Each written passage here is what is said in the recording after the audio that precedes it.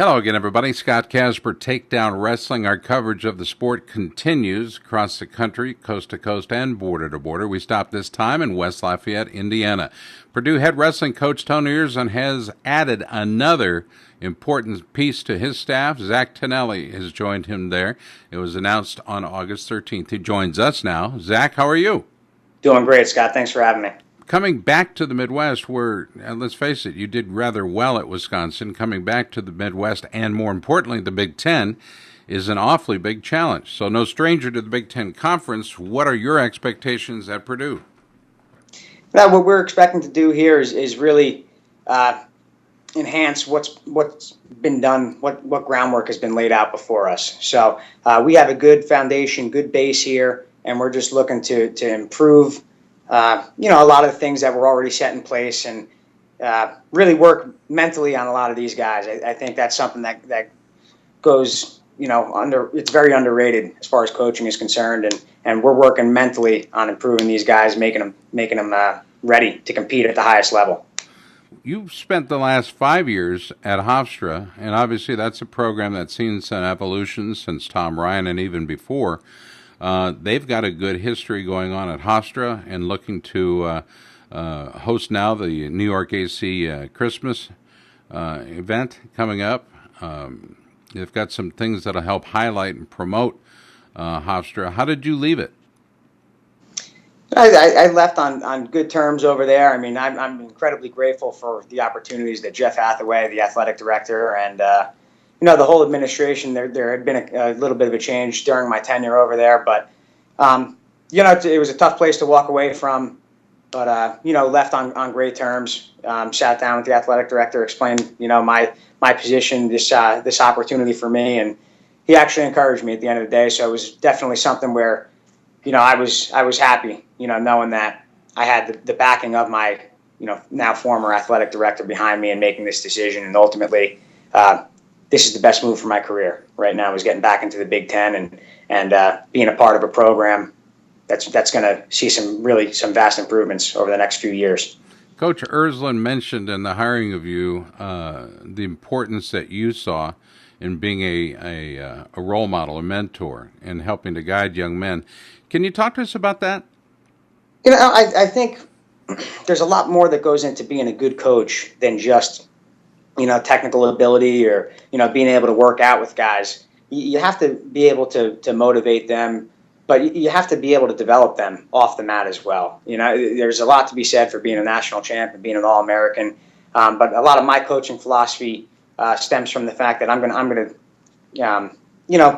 to develop the id, the inner self of who you are psychologically, and that's going to lead to better performance, on the mat. It's going to lead to better performance academically and socially. And when you create a well-balanced student athlete, I think that's when you really are proud of your product. So again, it's definitely, I'm in the business of creating national champs and All-Americans, obviously, and as a team and individually. But again, something I take a lot of pride in are the conversations I've had with parents and kids, men at the time where they're leaving, but discussions and conversations with them and their folks about how proud of who they have become. They're young men now, so it's something that I take an immense amount of pride in developing people. Purdue's head wrestling coach Tony Erzlin has added Zach Tanelli to his staff, rounding out the group. Is a very strong coaching staff indeed. The importance of being a role model, a mentor, and guiding young men, obviously important to Zach and Tony Erzlin. There's also the mindset of the coach. I got to believe that part of your duty is to not just say yes to Tony, but to bring up things you see, the things that you see behind the scenes, perhaps that maybe he wouldn't. Are you prepared to sit down and talk about your position on an athlete or on a situation? Yeah, I made it really clear during the hiring process when Coach Erzlin reached out to me and was trying to feel out my interest. I made it really clear because I'm an honest guy. I've been an honest coach and just honest in general. I told him, if you're expecting to get a yes man, it's I'm not the right person for you.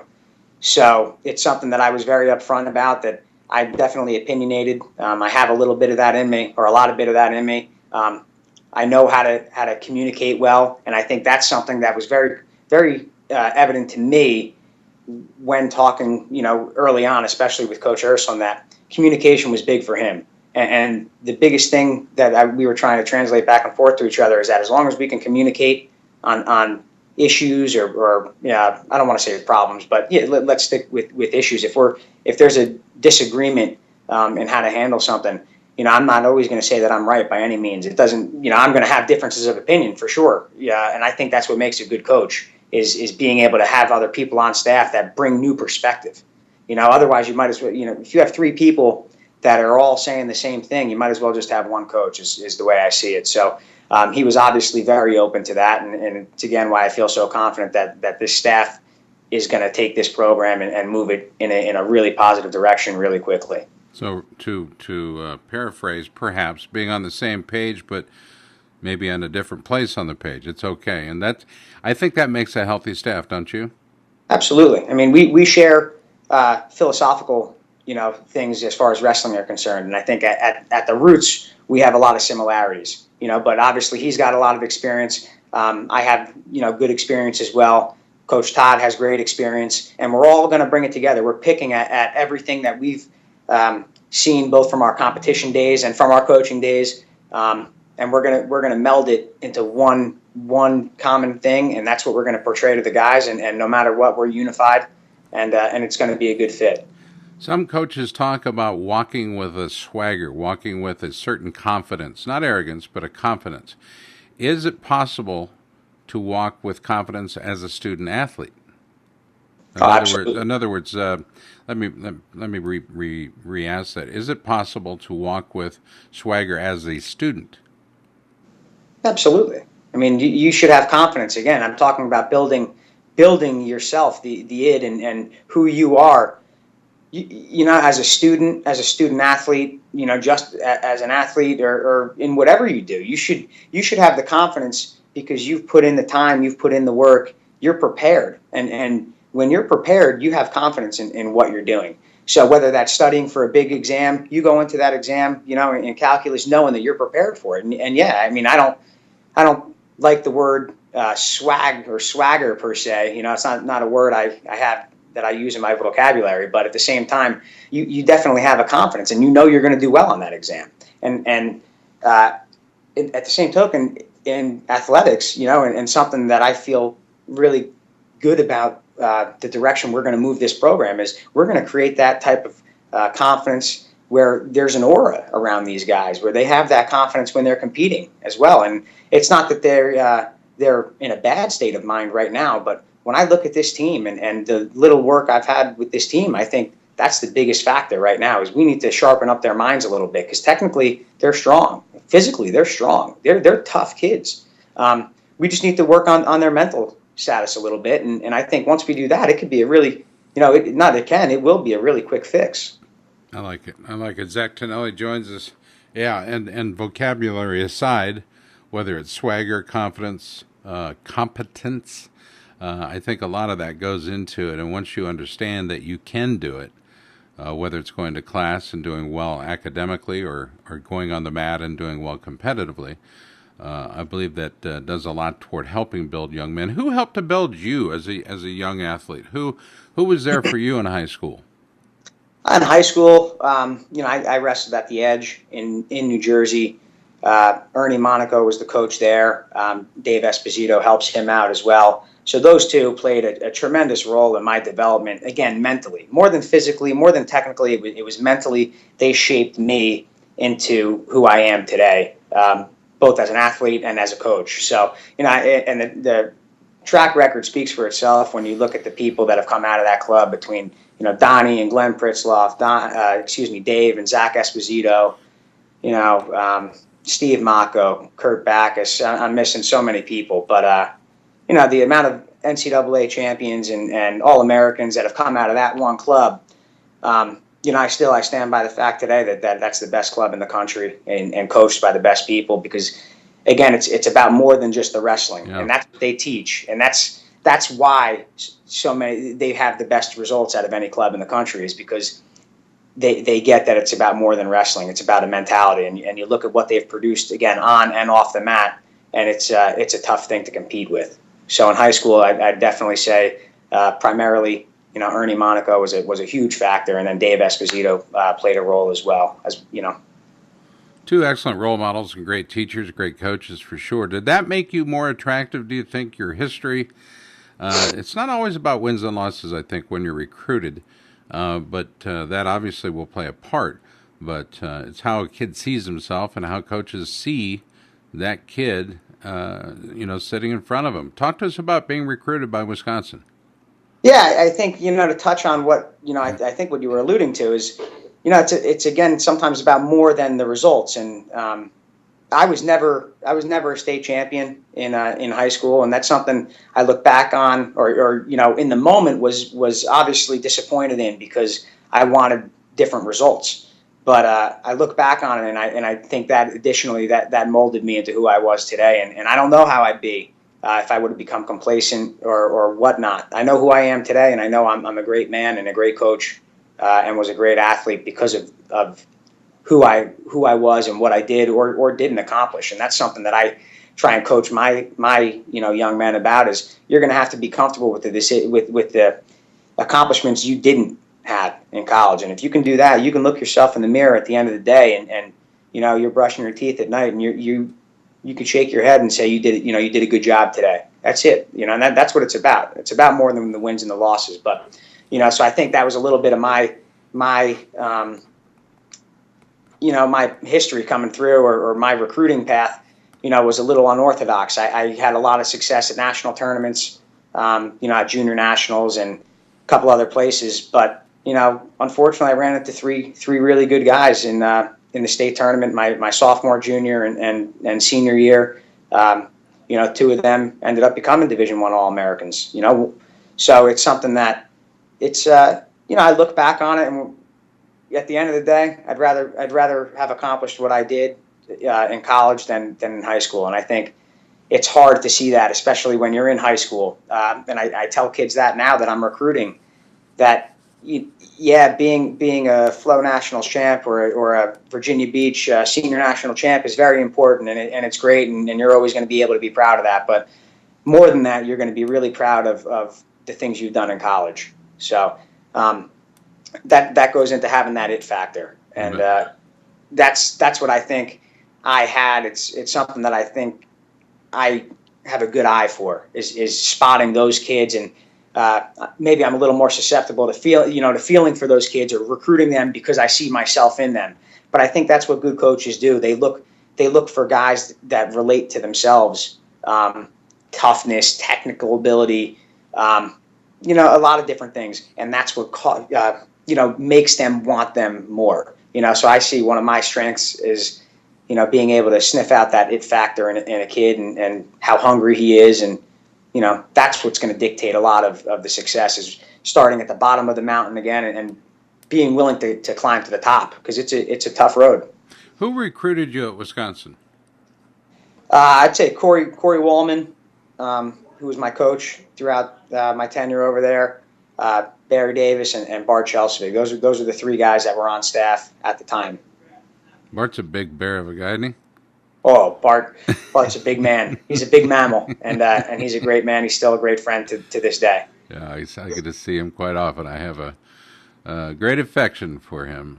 Yeah. Barry Davis the same, though. Barry's had a rough road over the last couple of years with the revolving door, but it seems to have all settled down in Wisconsin.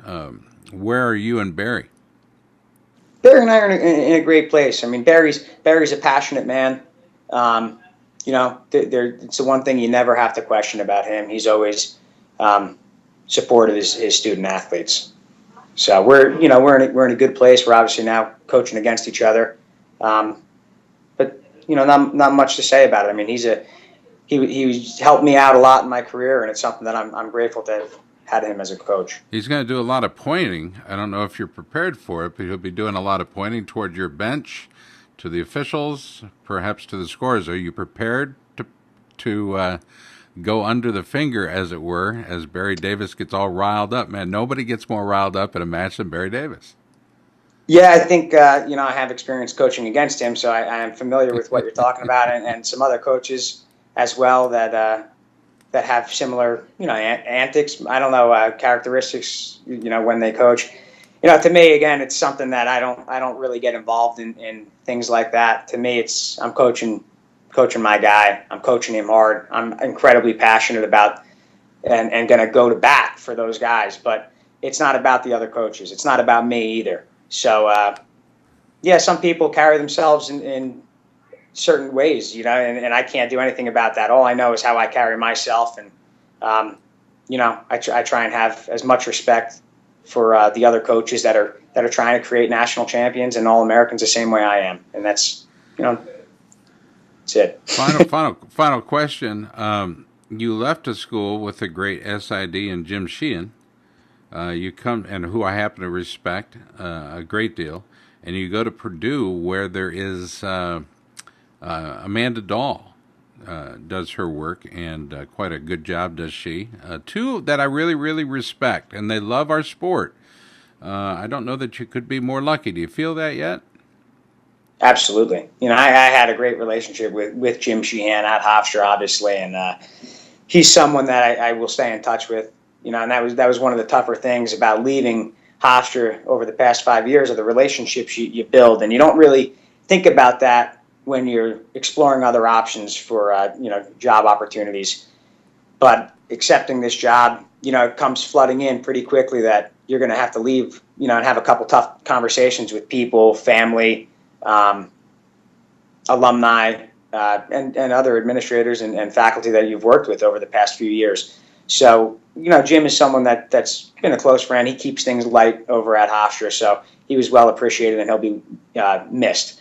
So now being at Purdue, having Amanda here, Amanda Dahl does a tremendous job of representing this sport and this university well. And her and I are going to be working on a few things together in the upcoming weeks, and I imagine, I believe throughout this year, we're going to, myself and Coach Todd are going to be doing a whole project with her on our first year of coaching. I believe actually Coach Ursland as well, with a whole new staff. She wants to document the first year, and, she's really on it and is just on board with a bunch of ideas that we've thrown at her early on, things that she was working on initially that we brought to her attention. She's like, I'm already working on it, guys. So it's great to see someone that's so gung-ho about wrestling and being proactive in things that we think will be productive in proving a point to these guys. It's constructive. So she does a great job, and I'm really looking forward to working with her now as well. Her family are well known as popcorn growers, so do not be afraid to ask her to bring back a gallon bag of popcorn direct from the bin of Western Iowa. I think I'll do that if I need to. I think I'll be all right with that. The popcorn. It is very, very good, dude. I believe it. I believe it. I'm out completely right now. So if Amanda, if you're listening, a gallon bag sent my way would go a long way. Zach Tanelli, always good to talk to you, man. Surely no stranger to the Big Ten. You're back and looking to make a difference at Purdue, home of the mighty Boilermakers. You can follow Purdue Sports online at exactly that. PurdueSports.com. Zach, great talking with you. Best to you and the staff and to all the young men that you're going to be coaching. I'm looking forward to seeing the results, and I appreciate the time today. Thanks for having me on, Scott. I appreciate it. You bet. I'm Scott Casper for Takedown. He's Zach Tanelli. Thanks for watching.